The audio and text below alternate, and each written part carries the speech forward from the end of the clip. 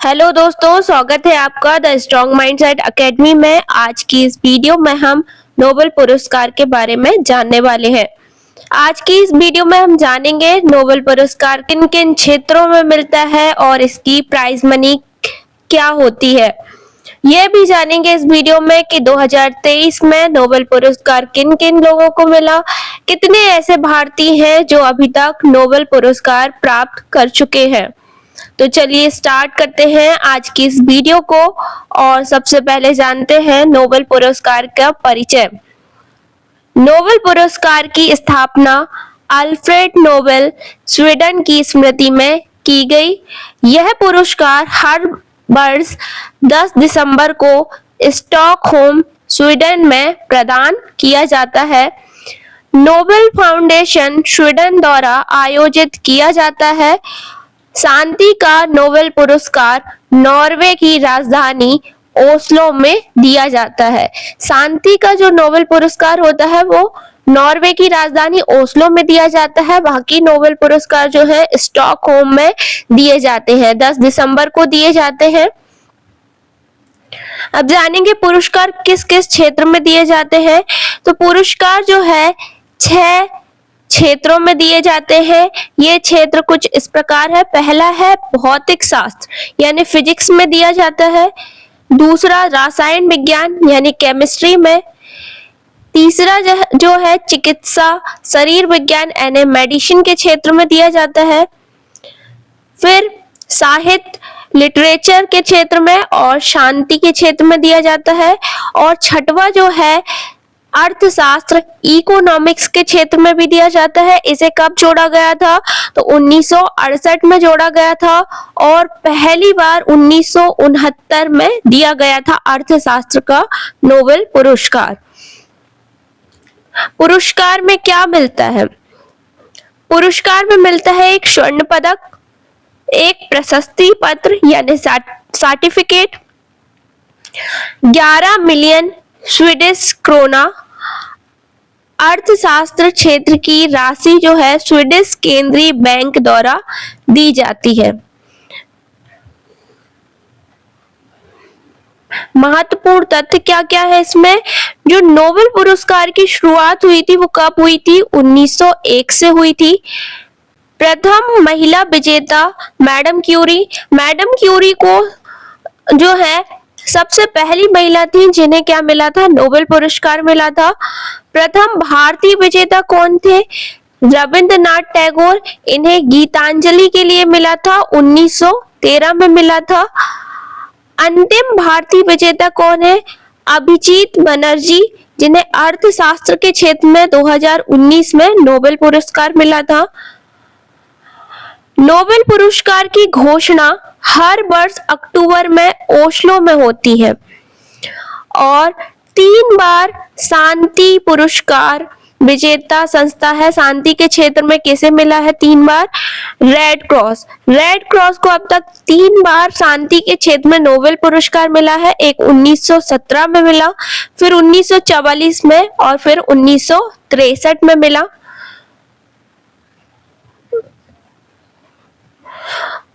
दो बार नोबेल पुरस्कार जीतने वाले व्यक्ति कौन कौन है? अभी तक ऐसे व्यक्ति जिन्हें अभी तक 2 बार नोबेल पुरस्कार मिल चुका है। तो सबसे पहली है मैडम क्यूरी। मैडम क्यूरी को 1903 में रेडियो सक्रियता भौतिकी यानी फिजिक्स के क्षेत्र में मिला था। फिर 1911 में रेडियम निष्कर्षण रसायन यानी केमिस्ट्री के क्षेत्र में मिला। इनने अब तक 2 बार नोबेल पुरस्कार प्राप्त किया, 3 बार रेड क्रॉस ने प्राप्त किया। उसके बाद जो है जॉन बार्डिन। जॉन बार्डिन को 1956 में ट्रांजिस्टर इफेक्ट की खोज के कारण फिजिक्स के क्षेत्र में यानी भौतिकी के क्षेत्र में नोबेल पुरस्कार मिला। फिर उसके बाद 1972 में अति चालकता का सिद्धांत के लिए उन्हें फिर से फिजिक्स के क्षेत्र में नोबेल पुरस्कार प्राप्त हुआ। तीसरा नाम है इसमें लिनस पॉलिंग। लिनस पॉलिंग को 1954 में रासायनिक बंध रसायन यानी केमिस्ट्री के क्षेत्र में मिला नोबेल पुरस्कार। और उसके बाद 1962 में शांति के क्षेत्र में मिला है नोबेल पुरस्कार। इसी श्रेणी में चौथा नाम है फ्रेडरिक सेंगर। फ्रेडरिक सेंगर को 1958 में इंसुलिन अणु की संरचना केमिस्ट्री के क्षेत्र में मिला था। फिर 1980 में वायरस न्यूक्लियोटाइड सीक्वेंसिंग के लिए केमिस्ट्री के क्षेत्र में फिर से नोबेल पुरस्कार मिला। पांचवा नाम है कार्ल बैरी शार्प्लेस। इन्हें 2001 में ऑक्सीकरण प्रतिक्रियाएं रसायन यानी केमिस्ट्री के क्षेत्र में नोबेल पुरस्कार मिला। और उसके बाद 2022 में रसायन विज्ञान के विकास में योगदान के कारण फिर से केमिस्ट्री यानी रसायन शास्त्र के क्षेत्र में नोबेल पुरस्कार मिला। भारतीय नोबेल पुरस्कार विजेता कौन कौन रहे हैं? तो इसमें हमने भारतीय नागरिकों और भारतीय मूल के नोबेल विजेताओं को शामिल किया है। टोटल 10 ऐसे व्यक्ति हैं जो भारतीय नागरिक या भारतीय मूल के हैं और उन्हें नोबेल पुरस्कार मिला है। तो पहला नाम है इसमें रविंद्रनाथ टैगोर। रविंद्रनाथ टैगोर को 1913 में नोबेल पुरस्कार मिला। क्षेत्र कौन सा था? लिटरेचर यानी साहित्य का क्षेत्र था। योगदान क्या था? गीतांजलि के लिए मिला। पहले एशियाई नोबेल पुरस्कार विजेता थे। एशिया के पहले व्यक्ति थे रविंद्रनाथ टैगोर जिन्हें नोबेल पुरस्कार मिला था। उसके बाद सीवी रमन। सीवी रमन को 1930 में मिला था। फिजिक्स के क्षेत्र में मिला। योगदान क्या रहा इनका? प्रकाश के प्रकीर्णन पर कार्य किया इनने, रमन प्रभाव की खोज की, इसलिए इन्हें नोबेल पुरस्कार मिला। अगला नाम है हरगोविंद खुराना। क्षेत्र था चिकित्सा का क्षेत्र। योगदान क्या है? जेनेटिक कोड की व्याख्या और प्रोटीन संश्लेषण पर शोध के कारण इन्हें नोबेल पुरस्कार मिला। ये भारतीय मूल के हैं परंतु इनकी नागरिकता अमेरिका की है, पर ये भारतीय मूल के हैं इसलिए इस लिस्ट में हमने इन्हें भी शामिल किया है। फिर आती है मदर टेरेसा। मदर टेरेसा को 1979 में शांति के क्षेत्र में नोबेल पुरस्कार मिला। योगदान था गरीबों, रोगियों और असहायों की सेवा।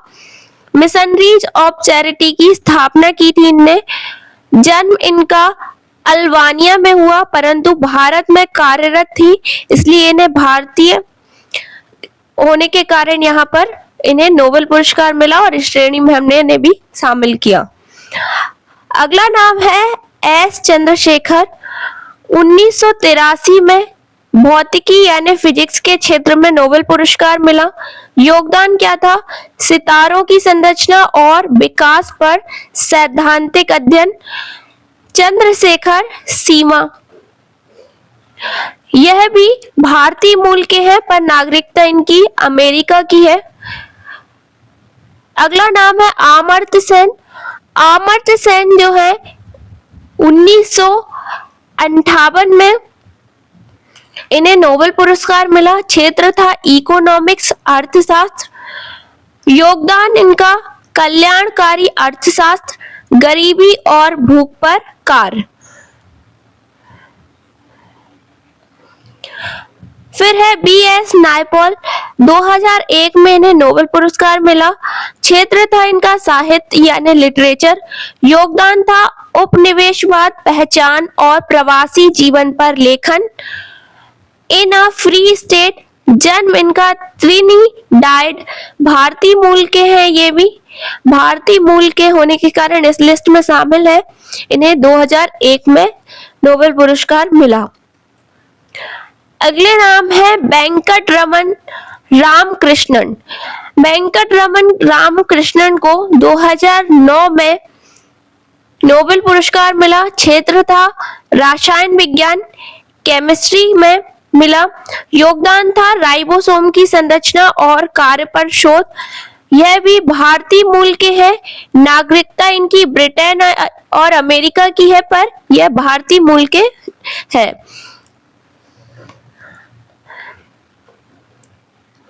अगला नाम है कैलाश सत्यार्थी। कैलाश सत्यार्थी को 2014 में नोबेल पुरस्कार मिला। क्षेत्र है इनका शांति, योगदान बच्चों के अधिकारों, शिक्षा और बाल श्रम के खिलाफ संघर्ष, बचपन बचाओ आंदोलन। बचपन बचाओ आंदोलन कारण इन्हें क्या मिला? नोबेल पुरस्कार मिला। ये बताइए कि जो कैलाश सत्यार्थी है वो भारत के किस राज्य से है? ये इस क्वेश्चन का आंसर आप कमेंट सेक्शन में दीजिए। अगला नाम है अभिजीत बनर्जी। इन्हें 2019 में मिला। क्षेत्र था अर्थशास्त्र, इकोनॉमिक्स। योगदान था वैश्विक गरीबी को कम करने हेतु प्रयोगात्मक दृष्टिकोण। यह भी भारतीय मूल के हैं। नागरिकता इनकी अमेरिका की है।